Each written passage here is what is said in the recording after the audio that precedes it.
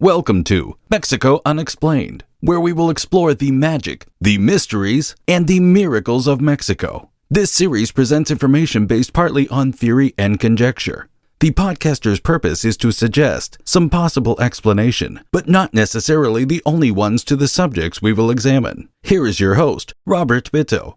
Welcome, and muy bienvenidos to episode number 367 of Mexico Unexplained, where we examine the magic, the mysteries, and the miracles of Mexico. I'm your host, Robert Bitto. The Huichol call themselves the Huicharitari and currently live primarily in the Mexican states of Durango, Zacatecas, Jalisco, and Nayarit. Most of the 10,000 or so Huichols living a somewhat traditional existence in the mountains of West Mexico are divided into 5 different rancherias, or collections of ranchos, a system imposed upon them by the Spaniards during colonial times. It is very difficult to get to the 5 Huichol communities, as the roads to them are unimproved and their locations are considered remote. Because of their isolation, the Huichols are one of the most culturally intact native groups in the country of Mexico. They have maintained most of their culture and traditions well into modern times. This includes their rich oral history of legends. Here are 3. Number 1. The story of fire.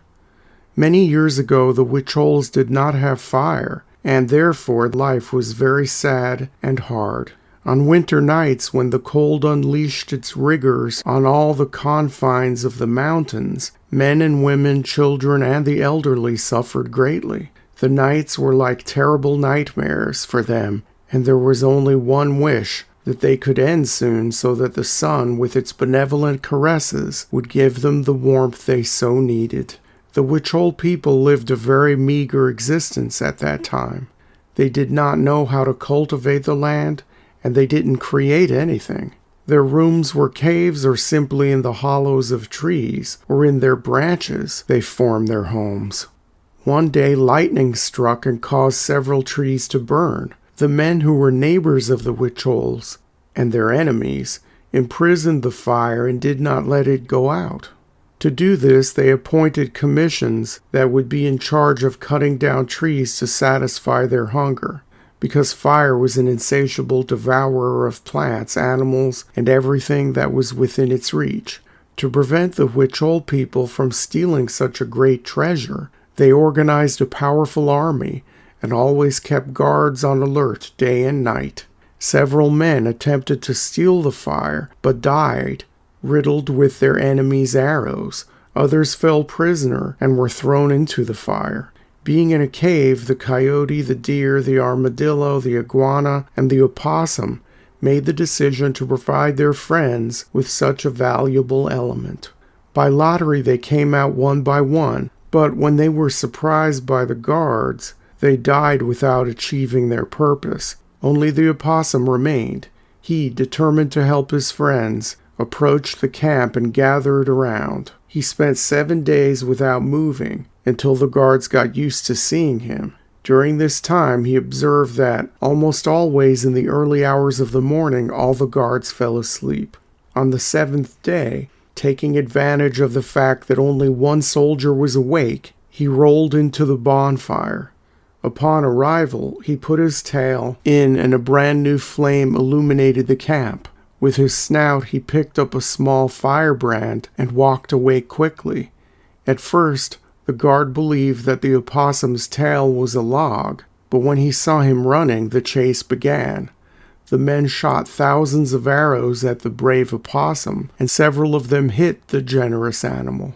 Seeing himself dying, the possum took some burning embers and stored them in his marsupial pouch. When the pursuers caught up with him, they extinguished the flame that had formed on the opossum's tail and beat him mercilessly until he was almost dead.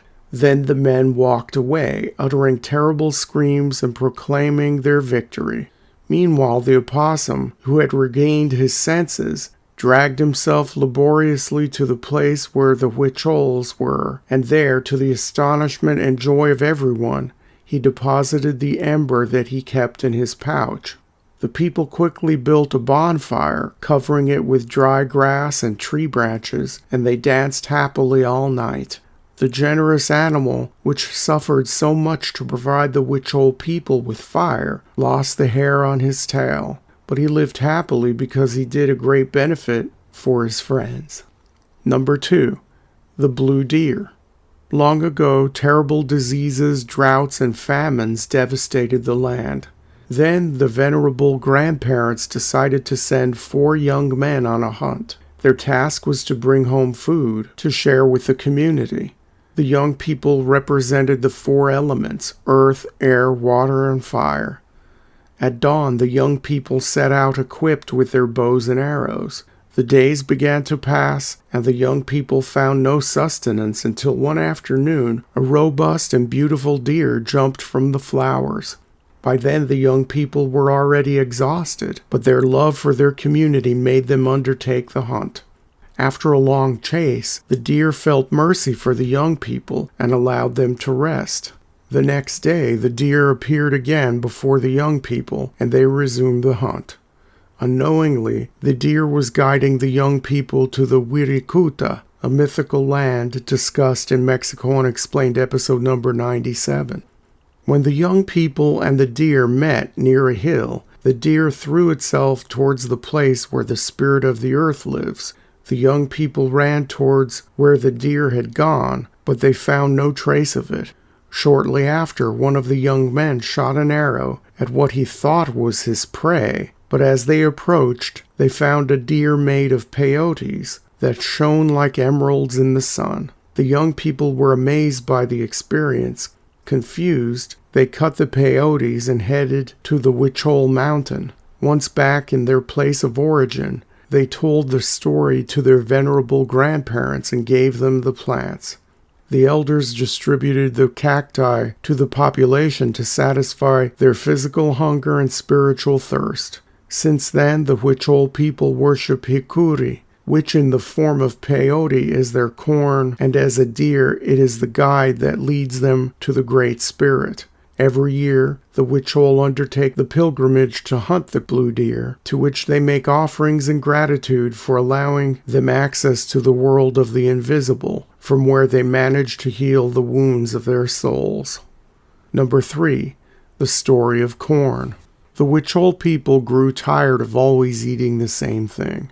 In fact, they did not like the food they had, but they were content because enormous mountains separated them from the rest of Mexico, and none dared to venture beyond those peaks. But one day, one of the youngest Huichols heard that behind the mountains there was a very tasty ingredient with which hundreds of different recipes could be prepared. They called that food corn. The young man did not know what he would find, nor if he would be able to make it across the mountains alive, but he decided to try. So one day he put some food and a bow and arrows in a small bag and went out in search of corn. The young man began to walk and climb the mountains. It was very hard, especially because at the summit, which was full of snow, it was very cold. Then he managed to go down, and right on the slope he saw a good number of ants that formed an endless row. "Wow," proclaimed the young Huichol, "these ants will surely show me the way to the corn. It must be close." Since the young man was very tired, he fell asleep next to them.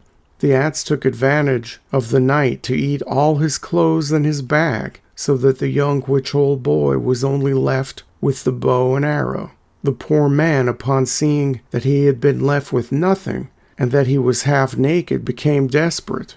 Besides, he was very hungry.